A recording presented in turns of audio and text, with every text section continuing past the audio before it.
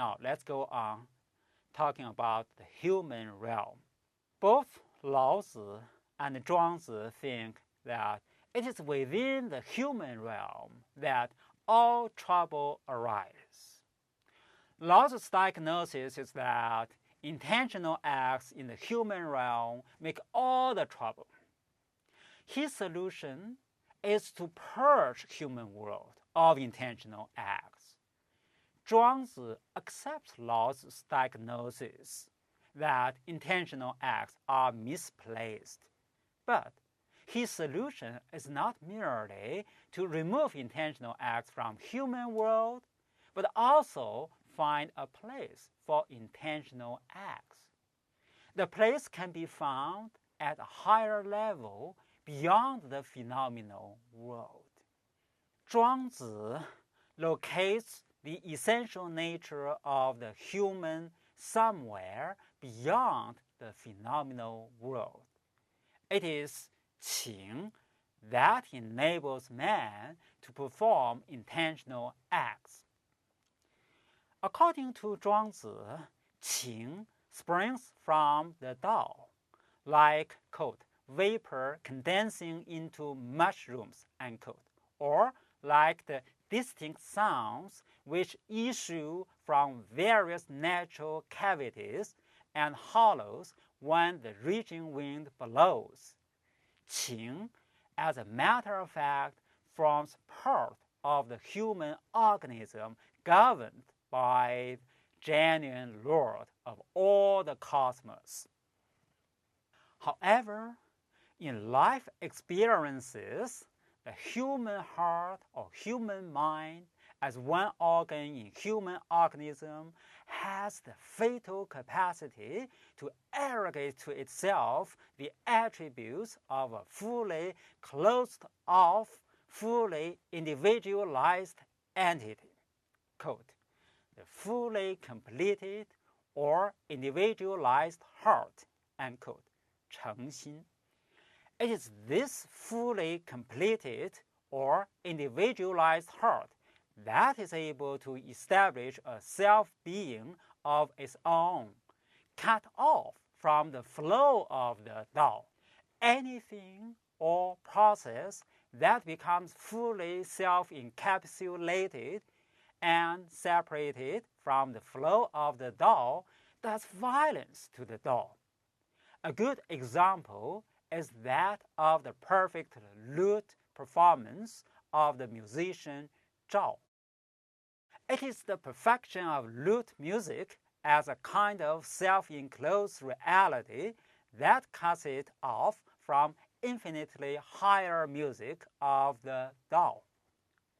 The human heart asserts its own self-being by fixing on aspects of phenomenal world around it.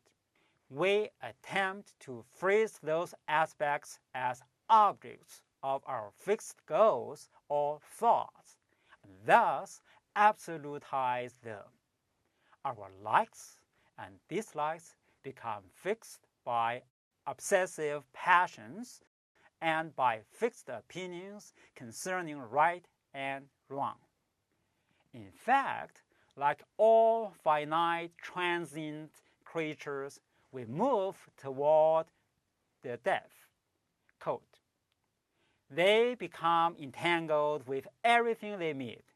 They struggle with their minds day after day, sometimes straying wildly, sometimes probing deeply, sometimes calculating. In their small fears, they are fretful. In their large fears, they are downcast. In making judgments about right and wrong, their minds shoot off like a crossbow pellet. They cling to their opinions as if they had taken a holy oath. They fade like fall and winter. Is it not sad how we slash and jostle each other, and our race to distinction is like a gallop which nothing can stop? We toil away our entire life and see no success. Is it not sad? What's the use of saying, I'm not dead yet? As the body decays, the mind decays with it. Is this not a supreme sorrow? End quote. This is a typical picture of our life. We compete for wealth, power, or the rightness of our fixed opinions. We are asserting our fully individualized mind, 诚心. This tragical life cannot be saved by a sage king who rids the human world of all the intentional acts.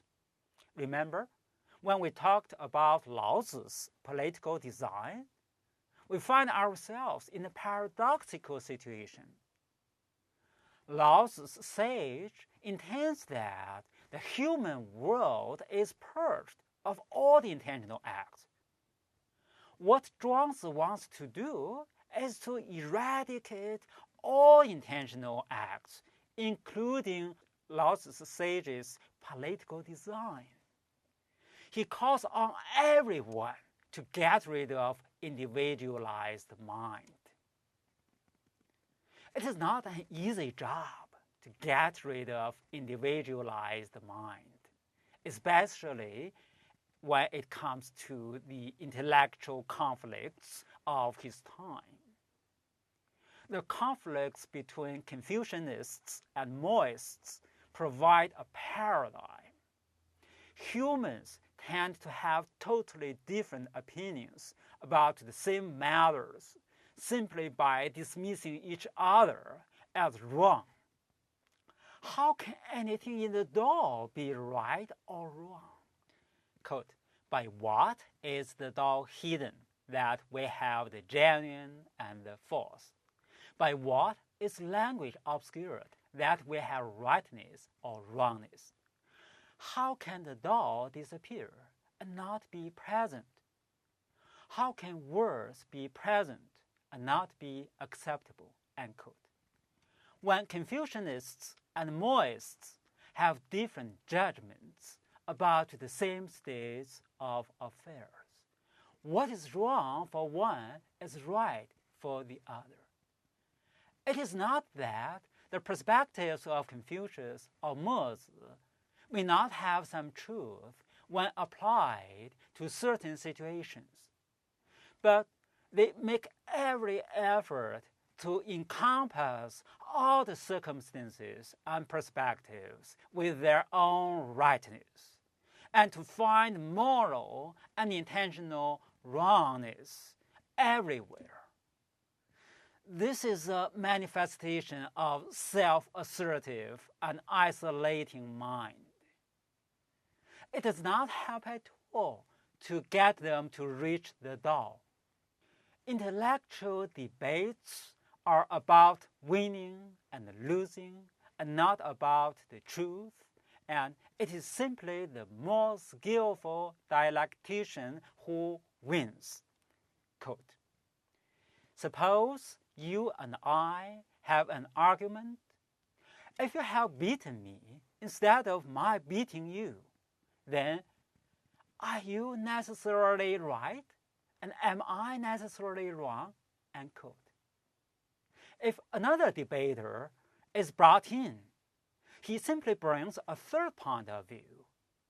Only Zhuangzi's true man, 真人, can truly adapt to the situations of life without an interest in preconceptions, since he has no need for self-assertion.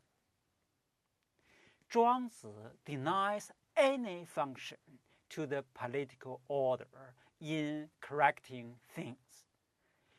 The notion of the sage or of the political order as a power for correction presupposes the whole notion of fixed views on right and wrong.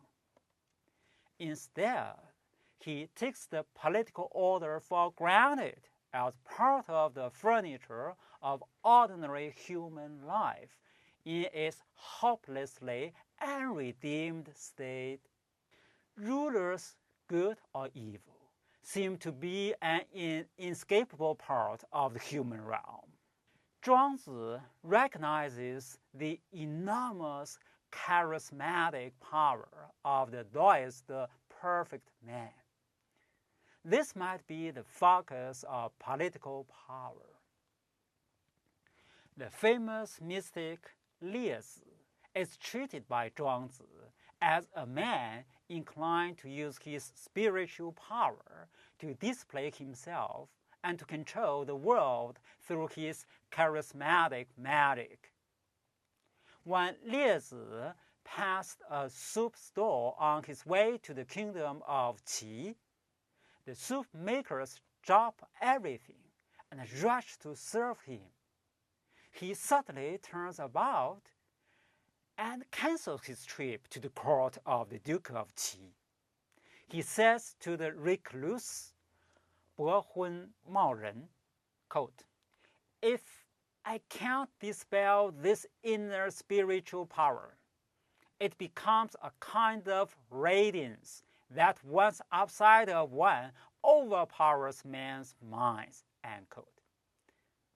He then goes on to express the fear that if the Duke of Qi were exposed to it, he might try to shift the government onto Liezi himself. Bo Hun Mao Ren replies that there must be something about Liezi himself which leads him to encourage this kind of influence to manifest itself.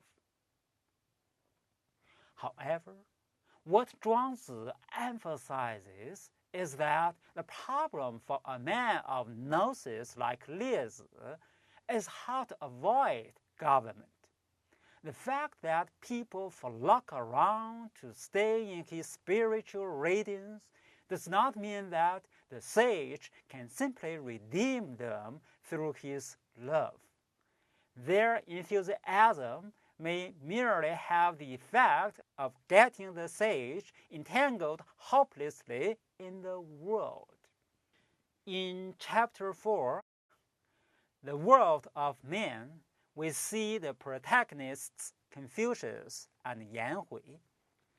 Yan Hui wishes to go to the state of Wei, attempting to influence the tyrannical and ruthless young ruler to better his ways of rule.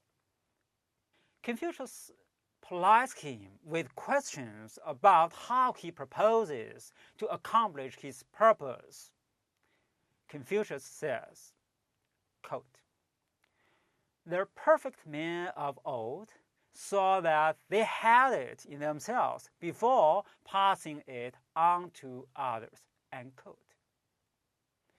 The implication here is that Yan Hui lacks this wisdom. Confucius thinks that Yan Hui is full of self-righteousness and probably bent on achieving fame. If Yan Hui tries to preach to a man like the young ruler about Ren, this might be regarded by the ruler as an effort to show off his own excellence. The ruler will surely not allow him to do so. Maybe the ruler is as good a dialectician as Yan Hui and even beat him in the argument. Yan Hui proposes other strategic approaches, but they are all rejected by Confucius. Confucius is convinced that there is nothing to do against the impermeable self-assertion of the ruler. Instead, Confucius shifts direction and urges Yan Hui to fast his mind. Yan Hui effectively learns to fast his mind. He reaches a level on which he is able to say, quote, "Before I heard this, I was certain that I was Hui, but now that I have heard it, there is no more Hui." Unquote. He is purged of his ego and forgets all his intentions. At this time, Confucius seemed to advise him to go to Wei and simply make himself available. If the ruler is prepared to listen to him, he should respond. The implication here is that the ruler's exposure to the silent mystic aura may possibly affect him somehow. On the whole, the general message is that the political order cannot remedy the human plight. Human plight is rooted in the individual mind itself. The political realm is full of this delusive consciousness. The political realm remains part of the furniture of an unredeemed world. The true man may find himself in circumstances where he must play a role in government. In that case, he will simply adapt to whatever the situation requires. Zhuangzi does not assign any redemptive role to the political order.